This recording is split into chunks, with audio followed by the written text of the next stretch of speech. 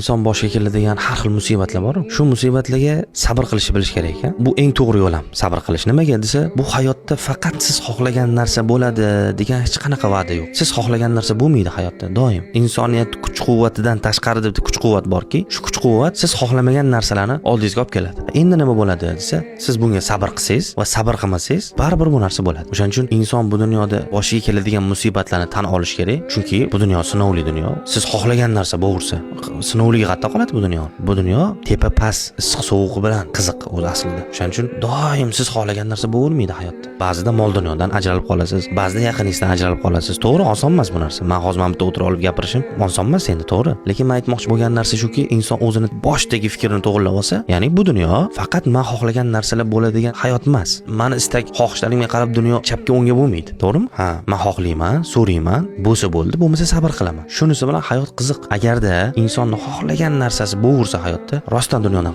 zerikib qoladi odam. Chunki boradi, tем более dunyodagi lazzatlar bor-ku. Dunyodagi lazzatlar qachongacha tatib ko'rguningizcha. Dunyodagi eng zo'r Lamborghini olsam ham, eshigimning tagida turadi-da 2 kundan keyin. Har kun haydab ketadigan mashinamga aylanadi. Eng zo'r kiyimni kiysam, o'sha kiyimimga aylanadi. Bu dunyodagi mazza tatib ko'rguningizcha. Demak, shundan kelib chiqib, erisha olmaslik bitta narsaga, bitta narsa siz xohlagandek bo'lmaslik, siz xohlamagan ishlar bo'lib qolishi, bu asli sizni hayotingizni qiziqarli tusga olib keladi-da. Sinov degan tushuncha paydo bo'ladi. Ya'ni bu hayot sinovli hayot. Doim siz xohlagan narsa bo'lmaydi. O'shaning uchun odam men xohlagan narsa bo'ladi doim degan narsaga hech qachon suyanmaslik kerak. Inson xohlagan narsa bo'lmaydi hayotda. Musibatlarga sabr qilish, o'shani to'g'ri tushunish va o'sha muammodan chiqish yo'lini aql bilan, idrok bilan harakat qilish eng to'g'ri yo'l.